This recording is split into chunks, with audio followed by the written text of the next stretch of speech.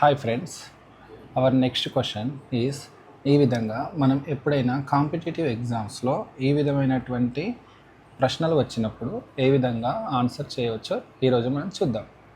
ఇక్కడ square root of 12, square root of 12, square root of 12 up to infinity వరకు ఉంది. ఇక్కడ ఏ నెంబర్ అయితే ఉందో అదే మనకు answer is 12.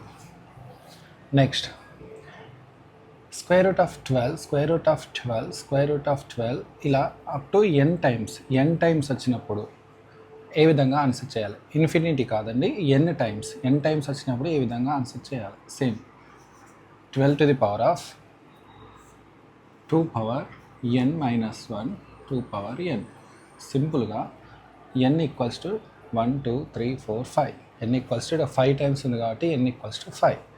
Same 12 to the power of 2 power 5. 2 power 5 అంటే మనకు 32 minus 1 31 by 2 power n 2 power 5 32. This is the answer. Next question. Square root of 20 plus square root of 20 plus square root of 20 up to infinity వరకు ఉన్నప్పుడు ఎలా చూడవచ్చు అంటే దీనిని రెండు వరుస అంకెల లబ్ధంగా రాద్దాం. 4 into 5, 4 5s are 20. ఇక్కడ మనకు ప్లస్ సింబల్ ఉంది కాబట్టి మనము బిగ్ ఫ్యాక్టర్ని చూజ్ చేసుకుందాం. Big factor is the answer. Simple.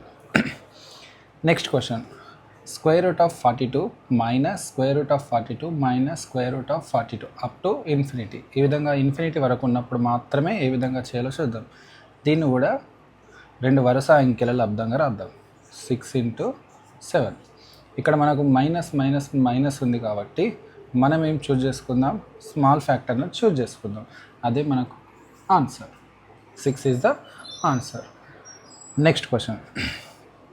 Square root of 6 division square root of 6 division square root of 6 ఇలా అప్ టు ఇన్ఫినిటీ వరకు ఉన్నప్పుడు ఏ విధంగా ఆన్సర్ చేద్దాం? దీనికి సింపుల్ ఒకే ఒక formula, cube root of 6 means ఇక్కడ 6 ఉంది కాబట్టి 6 ఇక్కడ ఏ నెంబర్ అయితే ఉంటుందో అదే ఆన్సర్.